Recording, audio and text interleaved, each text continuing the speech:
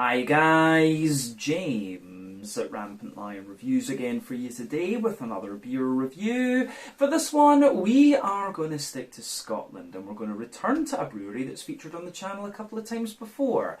I've had some really nice beers from these guys over the last couple of years. They are still a very new addition to the Scottish beer scene, but in that short period of time they have built up a very good reputation for themselves, and if people were to ask me about this brewery, I would say that they're best known for their different kinds of sour beers, but they have been doing a few other things and more experimental beers in recent times too, which have also been really quite good.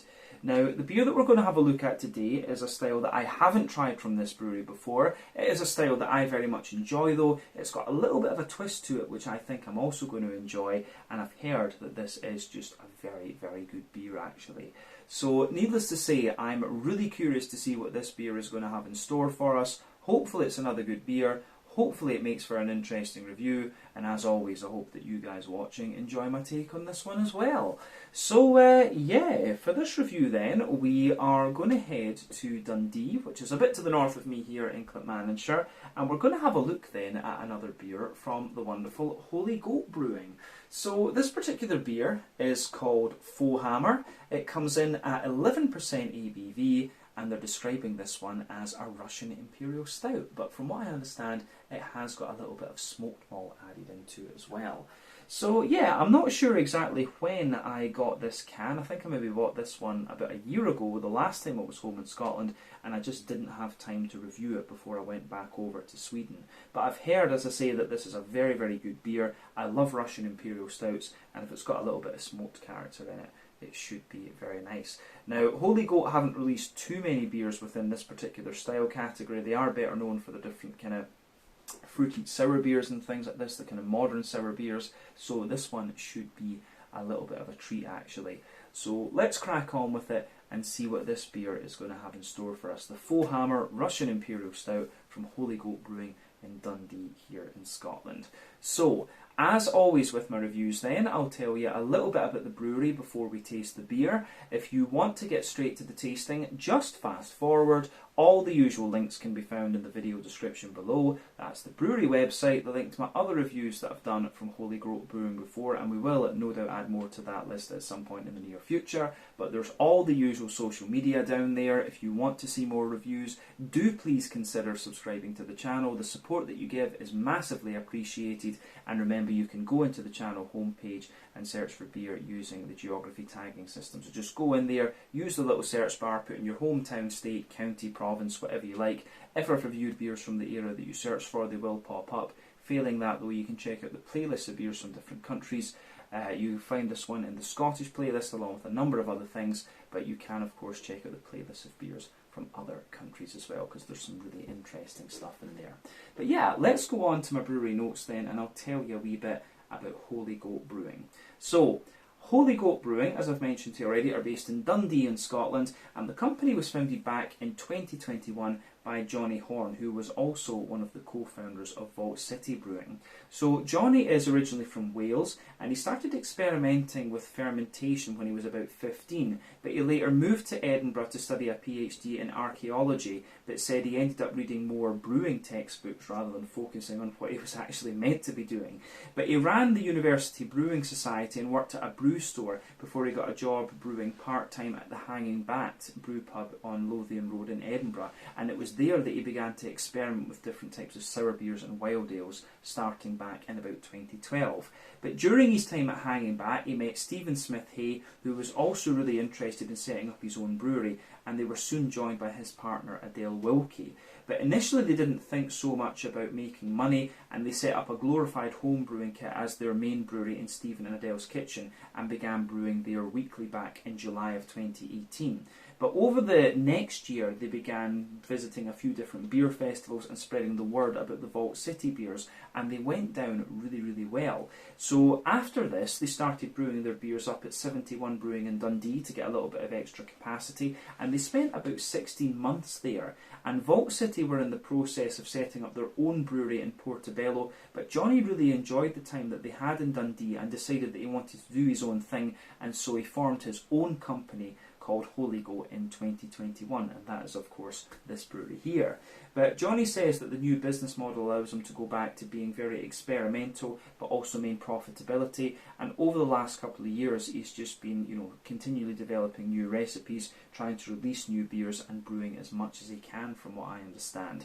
And as of July 2023, when I'm filming this review for you, these guys have produced around 55 different kinds of beer according to Untappd. Like I said to you earlier, they focus mainly on different kinds of fruited sours and things like this, and they have done a really good job of these kind of beer styles and promoted them a lot over the last few years.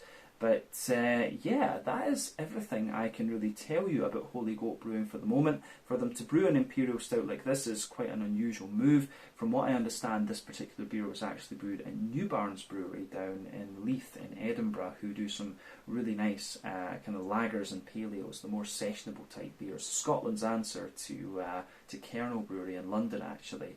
But yeah, Holy Goat, as I say, have built up a very good reputation for themselves over the last few years, and if you haven't tried some of their beers, then I would highly, highly recommend that you do.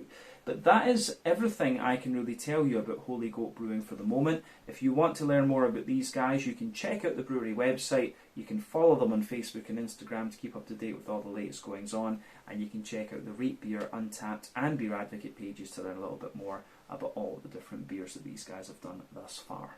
But yeah, let's go on and have a little look at this beer itself. So I'll let you have a wee look at the artwork on this one before we open it up. It does look very, very nice. I think I will need to keep the can of this one for the future, because I don't think we're going to see too many Holy Goat cans going forward. But a 440ml can nonetheless. You can see plain silver top on it, and it tells you a little bit about the beer on the side here.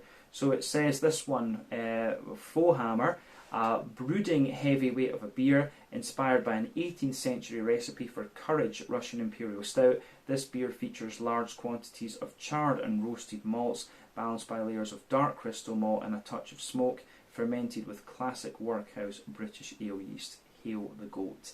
But yeah, you can see on the side of the can there, Holy Goat Brewing, which I think is really cool. I do like that. I wonder if he named this brewery after Valhalla's Goat through in Glasgow, which is an awesome beer shop. I'd be very curious about that. Not sure exactly where the name Holy Goat comes from. But as I said to you, Foehammer, an 11% Russian Imperial Stout. When you hold this can, you can feel the density of this thing. It is pretty impressive, but you know, beautiful artwork on this one, I have to say. Actually, it says the artwork is by Jim Bob Isaac, so yeah, pretty cool. So let's get this guy out into the glass then and see what it's all about. The Foehammer Russian Imperial Stout at 11% ABV. Let's do this. This is a beer I've wanted to try for quite some time. I was quite gutted when I didn't have time to review this the last time I was home, but this will be very nice. So we've still got a little bit left in the can, which we'll put in a wee bit later, but yeah, I think we can describe the appearance of this beer based on what we have already.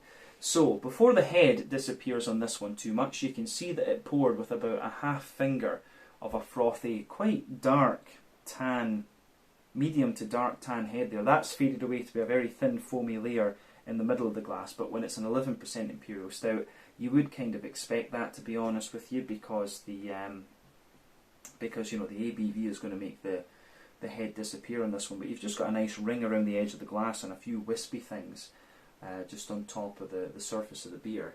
But yeah, it looks very nice. You can see some medium-sized bubbles there on the surface of the liquid and a few foamier things just a little bit further up. But yeah, the head hasn't retained on that one too much. But again, you wouldn't really expect that from the style. Now, in terms of the colour of this one, it's what you would expect, a lovely dark ebony rosewood colour. If we shine the light through this one, it does have a little tint of a kind of Pepsi Max Cola Zero coloured edge to it. But yeah, not too much, to be honest with you. It is pretty much black as night, this beer. So remember, the colour of your beer depends on a few things. One, the type of malts that you use. This goes a long way to determining your EBC rating. Two, length of your wort boil is also going to play a role, because the longer you boil the wort, the more the sugars caramelise, and thus you get a darker colour of beer. But any barrel aging that you do or adjuncts you put into the beer will affect the colour of it as well. But yeah, when it comes to black beers like Imperial Stouts, it's very, very difficult to get, you know, to affect that black colour that they have from the special B or carafa or whatever happens to be in your given beer. So yeah, appearance-wise, this one's pretty much as you'd expect. There's one or two little teeny particles of sediment floating around in this one, one or two big bubbles sticking toward the side of the glass, and a few little ones just going up toward the surface of that beer there. But in terms of what you would expect appearance-wise from an Imperial Stout of any description, there's nothing particularly surprising going on here, I have to say. But it looks great. It does look great. So I think we can leave it at that for the appearance. Let's have a wee look at the aroma and just see what this one is all about. Let's do this. Yeah, you can smell right away this one is an absolute monster of a beer. And, you know, as you would expect from Holy Goat, who are very good in terms of quality, this one does not let you down. It's a beautiful, beautiful smelling beer. It's interesting because the aroma of this in some ways is very, very smooth. You can kind of smell, I would say the aroma is an interesting one because in that way it has that real kind of creamy smoothie in it, kind of smooth character coming out of it. But it's also just, you can smell that balance between the sort of roasty, bready characters and the smoke, and they're giving the beer this almost kind of like slightly creamy type vibe. So that's really interesting when it comes to the aroma of this beer, to be quite honest. When they said Russian Imperial Stout, I expected something a wee bit more kind of pungent and roasty and toasty, but I think it's actually quite a mellow beer in a lot of ways. But I will say straight away, it smells beautiful. You do get a bit of everything that you would expect from the style in this one. You've got a bit of like toasty, dry brown sugar. You've got a little bit of chocolate. You've got a good little bit of breadiness in there. You do have the smoke, which it tells you to expect in this beer too. A little bit of hoppy character, and also some really nice. You do have a nice little bit of you do have a nice little bit of just fruity character out of this one too. So yeah, let's try and break this beer down a wee bit and describe the aroma for you a little bit more in depth before we actually taste the thing. So the backbone of this beer, when you sugar it up, you do get a little bit of a more kind of roasty toasty. You do get a little bit of that roasty toasty, well fired black bread crust coming out of this one. You can feel that just forming the backbone of the beer. Obviously you do have a little bit of a woody character coming out of this one too, which I think is really, really nice. A little bit of woodiness, a little bit of roasty toasty well fired bread crust. On top of that, there's a little bit of a kind of, yeah, I'd say there's a good little bit of a kind of sweet rye bready type character coming out of the beer. So yeah, sweet kind of rye bready base in this one. A little bit caramelized in a sense, but then above that you start to get this wholemeal brown bready sort of character, and the rye bread and the brown bready notes have that smoky note to them. So you can smell the smoky character that's in this beer.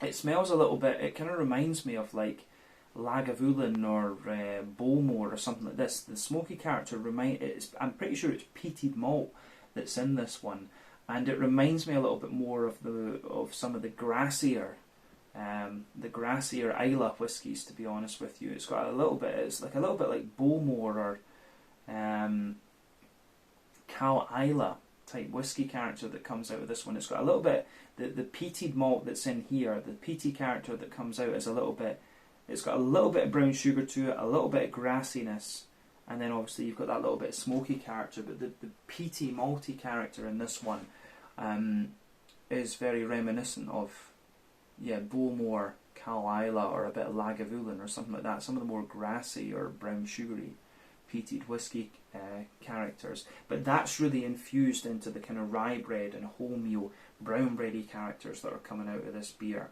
Yeah. The way that goes together, I think, is really, It's really quite nice. On top of the kind of brown bready characters, you do get a little bit of an almost like chocolate muffin, sponge cakey type note to this one. So yeah, a little bit of chocolate muffin, sponge cakey sort of thing to it. And then on top of all of that, you get a little bit of chocolatey character. So for me, the chocolate that's in this beer, it's 70-80% cocoa. It's not too dark, but yeah, it's a little bit of a 70-80% cocoa chocolate that's in here, and it's quite dry in that sense. The smoky character actually gives the chocolate an almost kind of charred quality, but then above that, you start to get the brown sugary notes from the malty side of the beer. So for me, the brown sugary character is quite, it has a degree of leatheriness to it, but it's not overly leathery, if that makes sense. It has a little bit of stickiness, and then you get the brown sugary characters in this beer. There's a little bit of toasty brown sugar, there's a little bit of a more leathery brown sugar, and then you have a wee bit of a treacly, there is a wee bit of treacle molasses type character to this one, and that's kind of promoted a wee bit by the presence of these kind of sweeter Islay whiskey smoky notes in this one. So that's really interesting. A little touch of biscuit to the beer as well, but yeah, leathery brown sugar, treacle molasses, a little bit of toasty brown sugar, and yeah, you do get a little touch of nuttiness coming out of the beer too, which I think is really interesting. Yeah, really interesting. Yeah, it's a really interesting type of beer, this one. I think that this is, it's not, I was wondering how close this would be to the likes of, when I saw it was brewed at New Barns, I wondered how close it was going to be to the likes of plain dark beer. It has some similar characteristics, to be honest with you, but the smokiness, the kind of Islay smoky whiskey character in this beer is really, really interesting in that regard. So yeah, a few parallels to be drawn there. But let's have a wee look at the hoppy side of this one, just to round off the aroma. Now, with it being an Imperial Stout, it is of course not the most hop-forward style of beer, but you still get a little bit of hoppy character out of this one. There's a wee touch of earthiness in there, so a wee bit of earthiness. There's a little bit of herbal character. I am getting a wee touch of floral note out of this one, and a slightly more like a slightly more oily, grassy character. But yeah, the way the beer goes together in that particular regard is it's really very nice. So yeah, aroma wise, on the hoppy side of things, the hoppy character is there, but like I say, not the most prominent part of the beer. When it comes to the fruity side of things, it's really nice. It's got a little bit of a kind of, I don't know if I'd go as far as raisin, but it has certainly a juicy kind of plummy character to it. A little bit of prune note as well. So yeah, a little bit of plum, a little bit of prune, and yeah, that is really nice. But beyond that, I'm trying to think what other fruity notes we get out of this. Yeah, prune and plum I would stick with. Bit of an oily figgy character as well, and a wee bit of, definitely a bit of black currant underneath, and a bit of a sharper black berry on top. So yeah, it's actually, the more that I sit and smell of this beer, the more complex it becomes. So yeah, the way that this beer goes together in that regard, I think, is really very nice.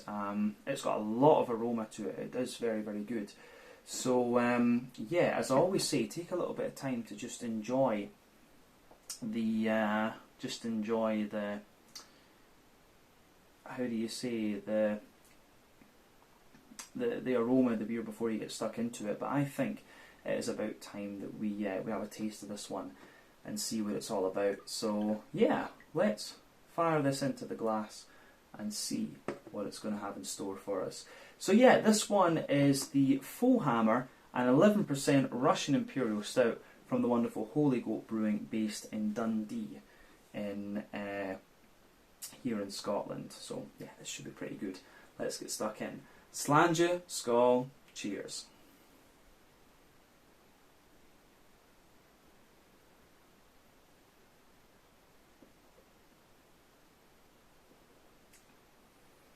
Yeah, I'm going to say straight away,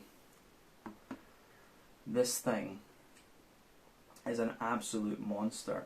It's got a big, yeah, it has this big, roasty, toasty, well-fired character to it. I mean, it's got a hell of an impact to it. That's what I'm trying to say. This is going to give you a punch in the balls, to be quite honest with you.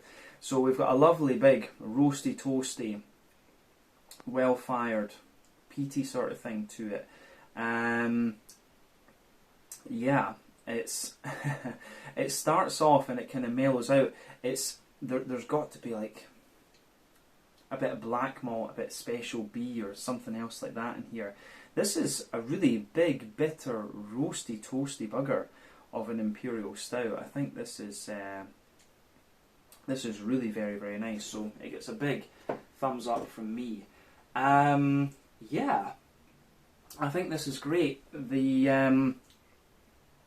Yeah, I'm just trying to think where to start with this beer. So yeah, it's got a hell of an impact to it, and it's, as I say, it's a bit of a monster. But let's start on that middle third of the palate, as we always do. But this beer gives you a bit of everything you'd expect from the Russian Imperial Stout. Roasty, toasty, well-fired bitterness, a little bit of sweetness which comes out later on, a bit of smoothness, a little touch of hoppy character, and also a wee bit of fruitiness too, which is good. So let's just break this beer down, and describe it for you that little bit more in depth, as we always do.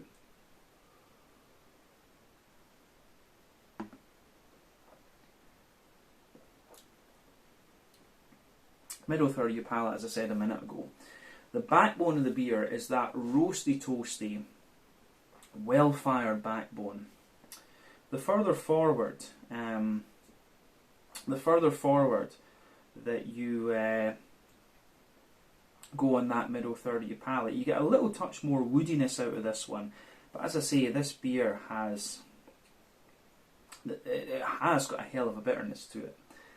So this is like a proper old school Russian Imperial Stout. These days, many of the Imperial Stouts are becoming the more sort of marzipan-y, granola type pastry stouts. But I do miss the old days when we had Imperial Russian Imperial Stouts, and like this, and also the Imperial Milk Stouts are the other ones that I miss.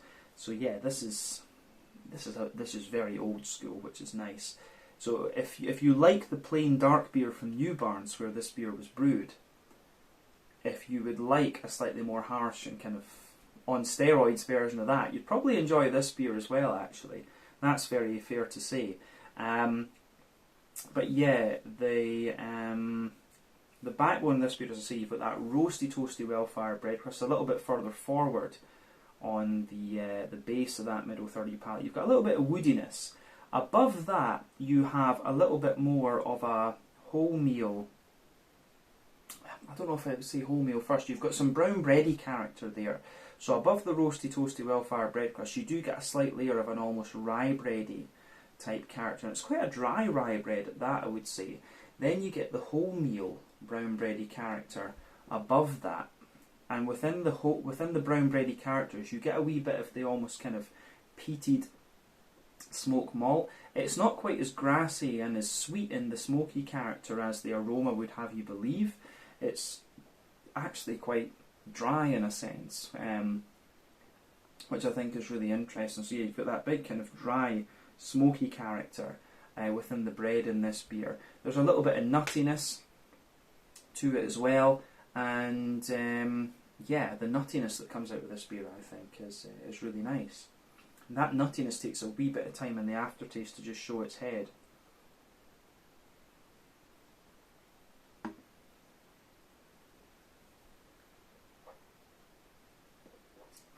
So for me, the nuttiness that comes out of this beer, it has a little bit of it actually has a little bit of like a saltiness to it. So yeah, nutty kind of salty character in there, and then above the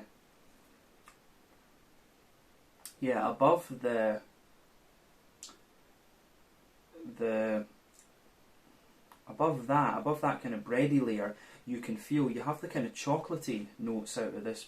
Well, maybe above the bread you've got a little bit of a kind of cakey layer. It has a little bit of this like chocolate muffin, chocolate brownie type layer, and then above that you get the chocolatey side of things. So at the back of that middle third of your palate, you've got this almost like charred chocolatey character, but you could say it's like, 90% cocoa chocolate. But as you move further forward across that middle third of your palate, it does mellow out to be 70-ish% cocoa chocolate. So you can feel the flavour does get a little bit sweeter further forward. And as I say, more dark and bitter flavours come out further back on the palate, sweeter flavours come out further forward. But then above the chocolatey layer, you start to get the brown sugars.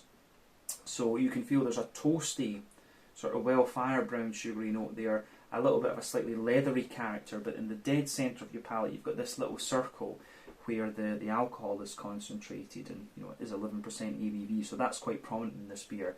So you do get that little bit of a kind of treacly molasses type note coming out of this one, but it's not overly brown sugary heavy. This beer is more about the kind of roasty, well-fired black malts, the brown bread, and the kind of charred chocolatey sort of thing. So yeah, it goes together in a really interesting way. It's a proper old school Russian Imperial Stout, I have to say, and the smoky nature of this beer shows its head a little bit more into the aftertaste. But at this point I feel we've covered the middle third of the palate quite well in this one. So as I say, bread crust, rye bread, wholemeal brown bread, a kind of cakey layer, and then the sort of charred chocolate and a bit of brown sugar on top of that. These are the different layers of things that are going on in that middle third of your palate.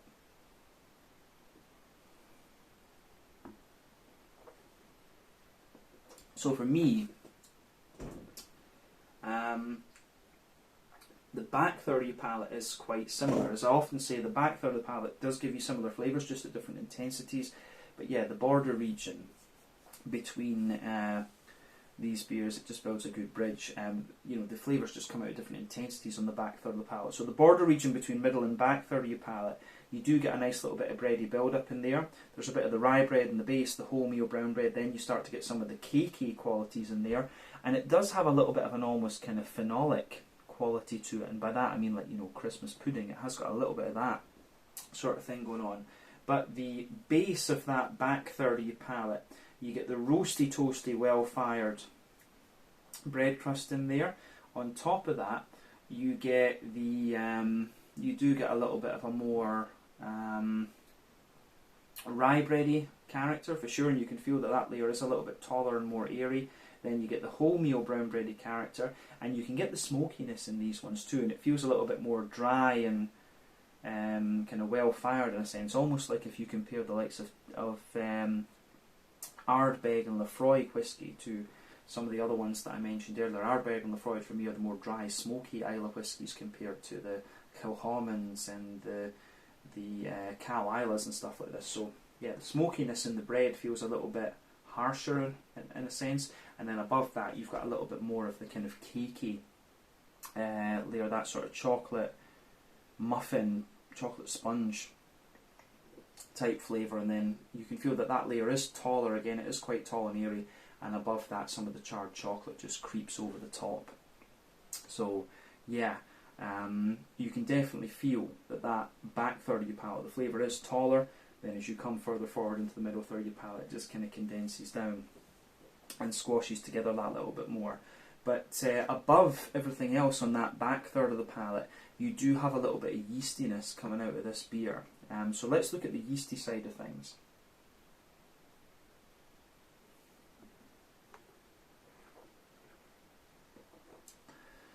So yeah, for me, the yeasty side of this beer, it's like a slightly more dense, like chocolate puddingy, doughy type thing. So as I say, this is above everything else on that back third of the palate. So yeah, dense kind of Christmas puddingy, doughy, yeasty sort of thing in there. It feels as if it's wrapped in like a very well fired brown sugar. Very roasty, toasty edge to it as well. But yeah, as I say, the thing you're going to get on the middle and the back thirds of the palate is the roasty toasty malt just kind of punching its way through. And I think the way that that goes together is really interesting. I do like how the beer pieces itself together in that regard. So yeah, that's the middle and the back third of the palate covered in this one. It's interesting with this beer too, because normally when it comes to Imperial Stouts we would talk about things like double mash or long wort boils and things, but it's quite hard to tell whether this beer has any of those because it doesn't feel madly thick in its mouthfeel, and it didn't have too much in the way of leathery brown sugars. This might just be an old school single mash Russian Imperial Stout with lots of roasty toasty bitterness to it. So yeah, interesting stuff, I have to say. I really like that about this. This is a proper old school, just smoky, peaty Russian Imperial Stout. It's like an old school RIS with a bit of a Scottish tinge to it. That's definitely fair to say. But yeah, let's have a little look at the hoppy side of things then. So back corners of the palate.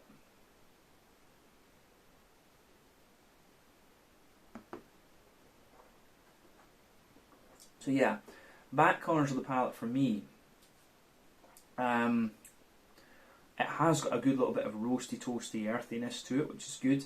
As you move further forward, the earthiness does spread forward quite a little bit, but you can feel as you reach the front corners of the palate, the beer gradually gets a little bit more floral aromaticity to it, and it's a little bit of an oily floral aromaticity, but it does have a wee bit of bitterness to it. I wouldn't be surprised if there was Columbus and a bit of Chinook that was in this beer, to be honest with you. I've seen this in old school Imperial Stouts before. Columbus would certainly not surprise me in this beer because of the spiciness of the floral character, and it would fit well with the other things that are going on in the beer.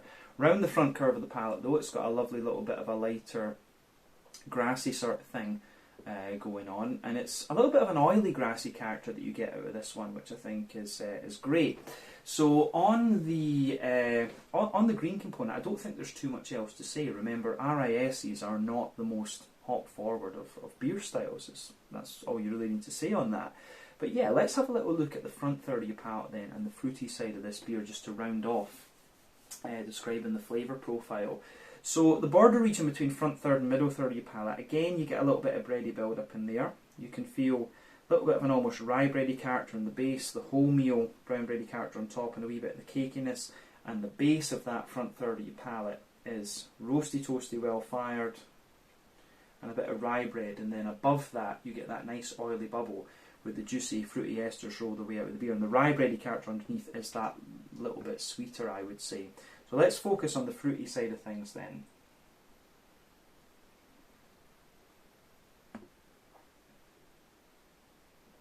So, for me, the fruity side of the beer, it's interesting because you have got a little bit of that phenolic character that you'll get in Belgian doubles and broom beers and stuff like that. And as I say, this beer, it does have an element of a kind of Christmas puddingy type vibe to it. It really does have a little bit of that. But the other fruity characters take a little bit of time to show themselves.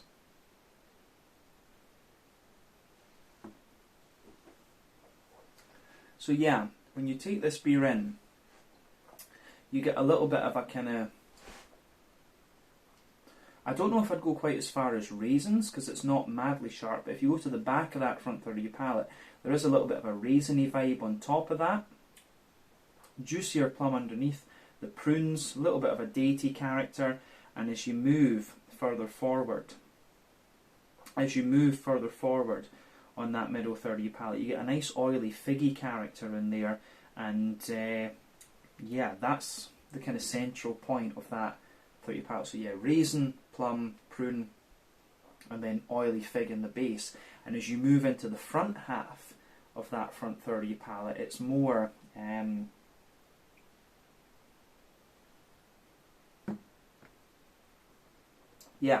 as you move further forward from that, it's got more of a kind of blackcurrant base and a blackberry top to it. I think that's really fair to say. So it's quite simple in that you get fig in the middle of your palate there, but then yeah, as you move into the front half of that front third of your tongue, black currant and then a little bit of an oily blackberry character on top of that. So the fruity character is kind of what you'd expect, but there is that wee bit of phenolic Christmas puddingy type thing above that, which I think is really nice too. So that gets a big thumbs up from me. It's a really interesting beer, this one. It is like a proper old school roasty toasty bitter bugger of an Imperial Stout, just with a wee bit of kind of Scottish peated malt added into it. So yeah, very, very quirky beer, but very good quality, as you would expect of Holy Goat.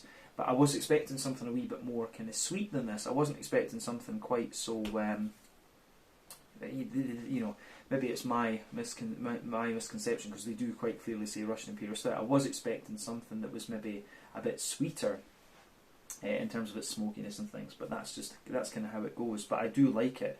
I do like old school RIS beers like this, because you don't find them too often. But let's round off this review with a wee quick look at the mouthfeel then. So unquestionably, this beer, I think it's bottom end of full bodied for me. The carbonation is quite smooth. It's got a lovely kind of roasty dryness to it, which I think is, lovely kind of roasty dryness, I think, which is great. And it is quite a high bitterness Imperial Stout. This, you know, it's easily 80 or 90 IBUs, quite easily. It's probably pushing the 100 mark. You know, so you've got some of the hoppy bitterness in there, some of the roasty, malty bitterness as well. And yeah, I think the way that goes together is really, really nice. The malt base, as we said in this one, has got roastiness underneath, a bit of smoothness in the middle, bit of a kind of charness on top of that, then a dry sweetness on as well. Juicy, fruity characters for me, but a bit phenolic at the same time, so a little bit drier. So yeah, big old school RAS beer, this one, and the smoky character just gives you that little bit of smoothness and a slight spirity sweetness the further into the aftertaste that you go. But a really interesting beer, this one, and I have to say I'm very glad that I tried this. Really good Imperial Stout, this one. Not quite what I was expecting in terms of mouthfeel and things, but you know, I like beers like this that are really going to test your palate, and Holy Goat really know what they're doing. This seems to me, if I was guessing, it strikes me as being an old school single mash, regular wort boil length Imperial Stout. So yeah, I think this is really well done when you consider. I think just judging by the mouthfeel and stuff like that, I think that's what the parameters of this one are. And if you judge it based on that, this is an awesome. This is a very, very good quality Russian Imperial Stout. So it shows you how good Holy Goat actually are when it comes to these things. But I think we can leave it at that for this review. So yeah, this one was the Foehammer, an 11% Russian Imperial Stout with a little bit of smoky character to it from the wonderful Holy Goat Brewing in Dundee here in Scotland. It's taken me a little bit of time to kind of get my head around this one and go for it, because I am a little bit tired at the time of filming this review, but that's how it goes sometimes. But once again, thank you for watching my beer reviews. Until the next time, please like, subscribe, share, all the usual YouTube stuff. Let me know your own thoughts on this beer in the comment section below. Let me know what your favourite beers are from Holy Goat Brewing as well. And we will no doubt return to these guys again at some point in the very near future. But until then, Slange, Skull, cheers. Check out my other reviews. Check out beers from Holy Goat. Let me know some of your favourite beers from these guys in the comment section below as well. And we will be back very soon with another review. Slange, Skull, cheers. Check out my social media. Check out Holy Goat's social media. This one was the Foehammer, an 11% Russian Imperial Stout from Holy Goat Brewing in Dundee here in Scotland. Slange, Skull, and cheers.